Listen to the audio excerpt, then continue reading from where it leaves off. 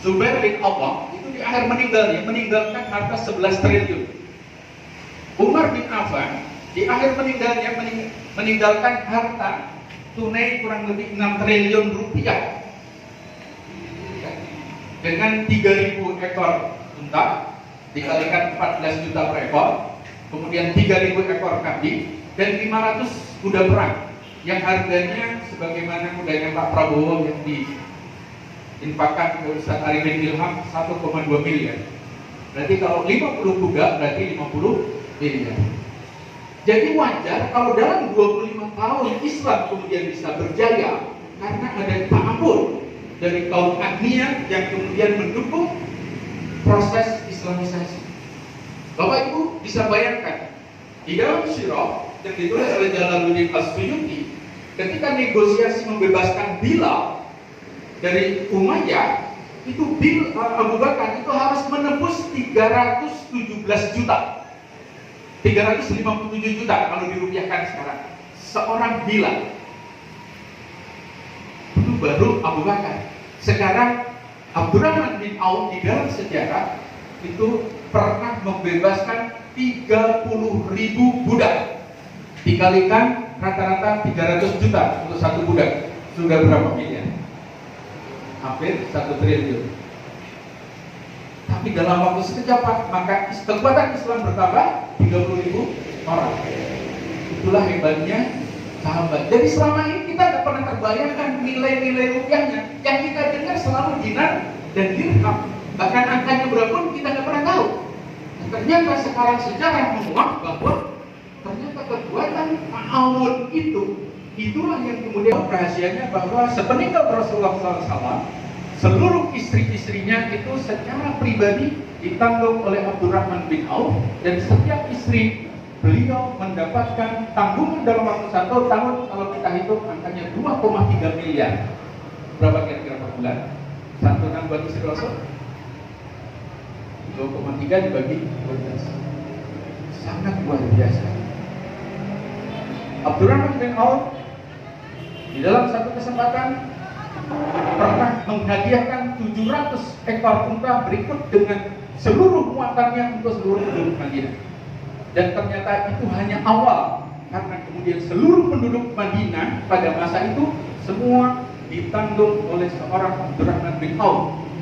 Jadi tidak ada masyarakat Madinah yang miskin, yang kelaparan, karena semuanya sudah ditanggung oleh Abdurrahman bin Auf. Semangat apa itu Bapak Ibu? Semangat ta'awun. Mudah-mudahan pada malam hari ini wajah-wajah calon Abdurrahman bin Auf insyaallah ada di ruangan ini. Dan itu semuanya berjalan sama juga dengan kita. Mulai dari yang kecil, mulai dari yang tidak ada kemudian menjadi ada. Bapak Ibu sekalian pasti tahu Abdurrahman bin Auf memulai bisnis sejatinya ketika di Madinah. Walaupun pernah sukses di Mekah tapi ditinggalkan. Artinya bisnis yang kemudian beliau geluti sebenarnya berawal dari Madinah. Itulah kekuatan daripada ta'awun. Nah, oleh karenanya berbicara tentang kebangkitan ekonomi umat, maka sejatinya ada 2 fase. Yang pertama ketika lahirnya Bank Muamalat Indonesia pada 1 November 1991 atau 24 Rabiul Tsani 1412 Hijriah. Nah, di fase 1 ini Bapak Ibu sekalian, alhamdulillah kemudian diikuti dengan tumbuhnya semua lembaga keuangan syariah. Bapak Ibu, apapun sekarang sudah ada. Bank syariah ada, asuransi syariah ada, pembiayaan multi-finance syariah ada, sukuk syariah ada. Semua fasilitas lembaga keuangan syariah sudah ada. Pegadaian syariah ada, pasar modal syariah ada, reksadana syariah ada. Itu alhamdulillah. Itu fase yang saya sebut dengan fase yang kedua.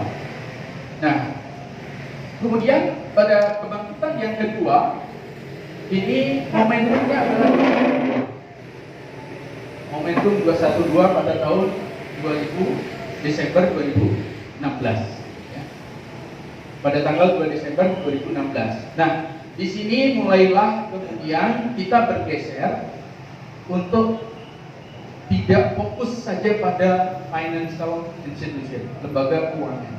Dan alhamdulillah Bapak Ibu sekalian, bahwa umat Islam itu ternyata kalau mau itu bisa. Di kebangkitan yang pertama, yang sekarang bisa kita banggakan bahwa ada sebuah BMT di pelosok sana, lebih sepi daripada Bandung, adanya di sebuah kecamatan Kraton, Kabupaten Pasuruan, tapi mereka sekarang dengan sarungan setiap hari mampu mengelola dana 3 triliun. Dan itulah BMT Sidogiri. Alhamdulillah saya 2 tahun sebagai advisor untuk kemudian Sidogiri akan bercita-cita menjadi konglomerasi finansial syariah di Indonesia. Amin. Ya Rabbal Alamin. Artinya umat ini mampu sebenarnya. Di bidang finansial kita mampu. Nah sekarang di bidang yang lain mestinya kita pun juga mampu.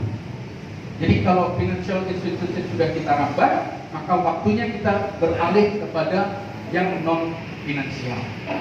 Nah, kekuatan ta'awun akan menjadi dasar dari semuanya. Dan inilah faktanya Bapak Ibu sekalian. Kalau mau dibilang terlambat relatif, tetapi kalau kemudian kita tidur lagi ya kebangetan. Sebelah ini Bu, memulainya itu pada tahun 1999. Sehingga kalau sekarang di 2017 mereka punya 14.200, Alfamart 14.010 dan 21 Maret 2017 baru 160, tidak ada apa-apanya. Alhamdulillah Desember 2018 kemarin itu tepat gerai kita itu mencapai angka 212 gerai di seluruh Indonesia. Alhamdulillah. Dan dengan bulan Maret ada pertumbuhan kurang lebih 5-10 gerai, dan insya Allah kita akan terus bergerak. Tapi yang membanggakan juga brand awareness dari lembaga survei, maka 212 Maret menduduki peringkat ketiga, mengalahkan brand yang lain yang sudah berjaya, entah itu miliknya Jogja ataupun yang lain-lain setelah Malva dan itu. Tidak apa-apa, alhamdulillah dari segi brand dulu, biar Bapak sekalian nanti tahu sendiri. Tapi insya Allah bukan sesuatu yang tidak mungkin, dan ini nanti insya Allah akan membalikkan piramida ini. Tidak seperti ini lagi mudah-mudahan. Amin. Ya Allah. Hitungan sementara saja dana CSR yang akan dikelola oleh yang berhijrah ini Bu, berapa nilainya? 10 triliun yang insya Allah akan dibagikan kembali ke umat melalui sebuah wadah yayasan. Nah, kebetulan saya diminta sebagai konsultannya. Amin. Ya Allah. Ini yang kadang-kadang nggak kepikiran oleh kita. Padahal itu diajarkan oleh Rasul. Di tengah serba keterpurukan, ya Allah hadirkanlah satu Umar saja untuk menjadi pendukung bagi dakwah. Ini sama dengan kita sekarang ini. Ketika seperti ini, kenapa doa itu tidak kita panjatkan? Kalaulah kemudian mampu, kita sanggup, kita siap. Siapa Bapak? Untuk bangkit, paling tidak kita mulai di malam ini, insya Allah. Nah, oleh karenanya, apa sih sebenarnya yang bisa kita lakukan di tengah-tengah situasi dan kondisi yang ada? Berbicara tentang kebangkitan ekonomi umat dan warga, maka dalam konteks kebangkitan umat, maka paling tidak ada 2 yang bisa kita lakukan. Dan ini juga bagian daripada skenario yang akan dilakukan oleh Koperasi Syariah 212. Tapi wabil khusus ini pun juga menjadi sebuah peluang besar bagi komunitas Darut Tauhid. Yang pertama, bagaimana kemudian kita memanfaatkan apa yang disebut dengan reksadana syariah.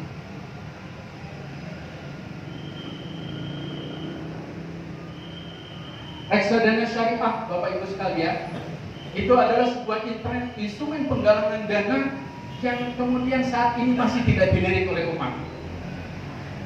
Padahal kalau kita ingin mendapatkan dana bagi sebuah yayasan atau apapun lembaga dakwah yang konsisten pendanaannya, maka mekanisme ini menjadi sesuatu yang luar biasa. Caranya pun mudah, cukup punya yayasan. Karena prakteknya IPB, Bapak Ibu sekalian, mengeluarkan reksadana IPB itu hitungannya setiap dana yang terkumpul di instrumen pasar modal syariah 10 miliar menghasilkan sebuah return 75 juta per tahun, dan itu untuk beasiswa 6 orang mahasiswa S1 sampai dengan lulus. Nah, kenapa begitu mudahnya ketika kita menggait dana di pasar modal syariah? Karena semua instrumennya terjaga.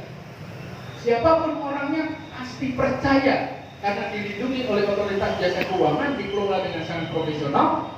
Tidak ada yang namanya kemudian 40 lipat atau kemudian dilarikan dananya nggak karuan. Sehingga saat ini terus terang siapapun orangnya, kalau dia punya duit banyak, dia akan lebih percaya kepada pasar modal dibandingkan kepada pribadi-pribadi atau lembaga-lembaga di luar pasar modal. Itu faktanya.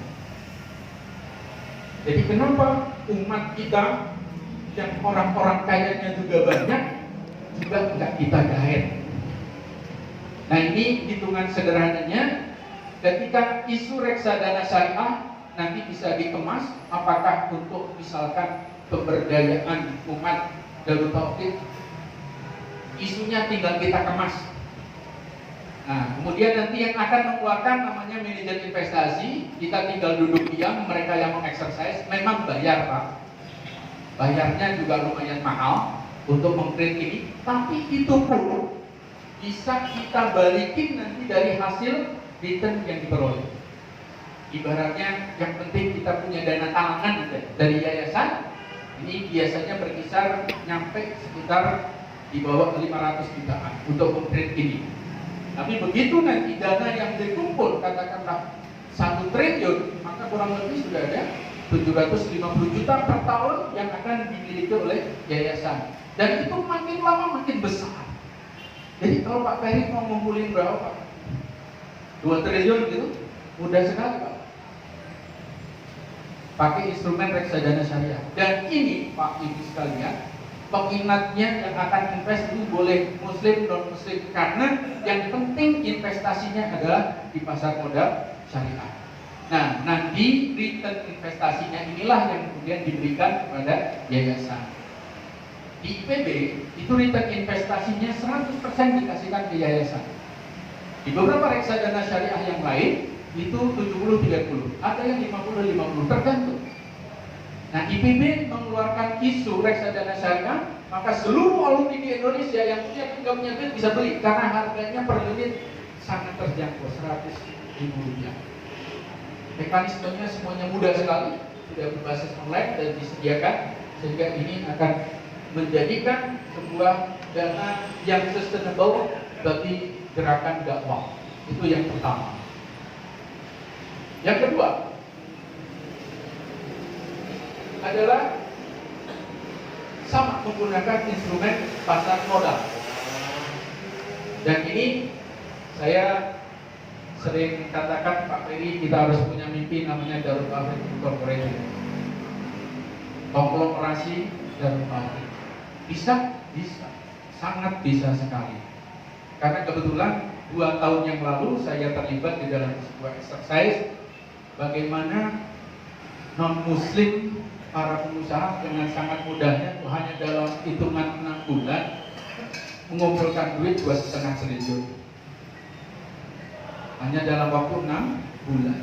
Modal yang dipakai cuma 2 miliar.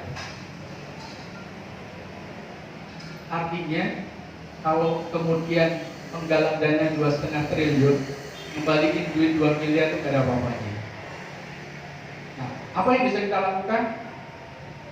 Kita bisa pilih salah satu perusahaan yang eksis yang kita punya dengan syarat memiliki nilai tambah.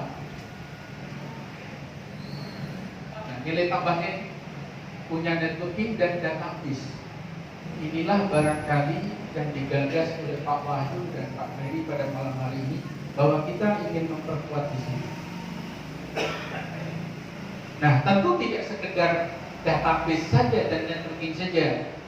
Nanti Pak Wahyu akan mengeluarkan jurus segitunya. Bagaimana kemudian value added ini bisa terbentuk mulai dari kecil, nggak akan terasa. Mulai dari 50.000, tapi nantinya ini akan masuk di dalam skenario besar One of Corporate Darut Tauhid, untuk dimasukkan di dalam pasar modal syariah. Kita tinggal duduk manis karena yang mengerjakan ada yang disebut dengan manajer investasi. Berapa biayanya? Kurang lebih 2,5 miliar. Dan dalam waktu 6 bulan, tergantung berapa yang ingin kita gait. Ketika kemudian dimunculkan tokoh-tokoh besar umat sebagai ikonnya, insya Allah orang akan berbondong-bondong untuk membeli saham, sehingga proses one of corporate menjadi perusahaan TBK. Nah, kalau sudah dapat fundraising di sini, apapun yang mau kita mau, kalau Bapak Ibu sekalian dalam waktu 6 bulan ngantongin duit 10 triliun, mau buat apa?